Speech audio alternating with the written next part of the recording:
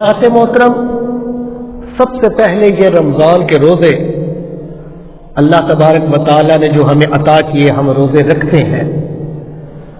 आए इसकी शान में बयान करता चलूं।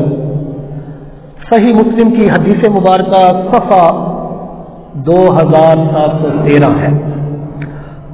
हमारे नबी करीम फरमाते हैं कि जिस आदमी ने एक दिन अल्लाह ताला के रास्ते में रोजा रखा और अल्लाह की रजा के लिए रोजा रखा, तो अल्लाह तबारक व तआला ने आग को, दोज़ख की आग को उसके मुंह से 70 साल की मुसाफत पर दूर कर दिया।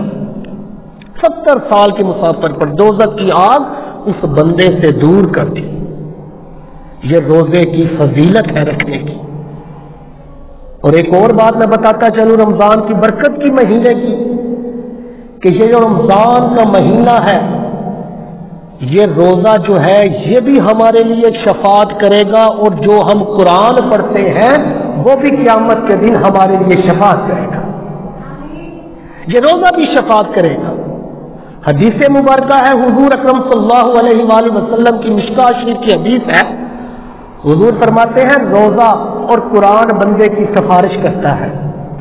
कुरान करेगा, रोजा अर्ज करेगा, रब्बे बारी ताला, इस बंदे ने दिन के वक्त खाना पीना और ख्वाहिशात से अपने आप को रोक दिया था, मैं इस बंदे की सिफारिश करता हूं इसको जन्नत अता कर दे।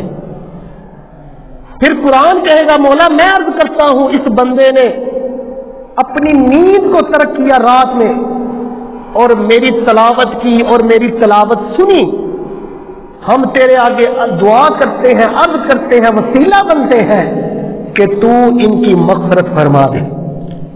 पता चला कुरान और रोजा ये दोनों क़यामत के दिन हमारे लिए वसीला बनेंगे, जो वसीला बनकर हमें शफात हमारी होगी। तो ज़ाते मोहतरम, ये रोजा बड़ा बरकत वाला है, बड़ा ही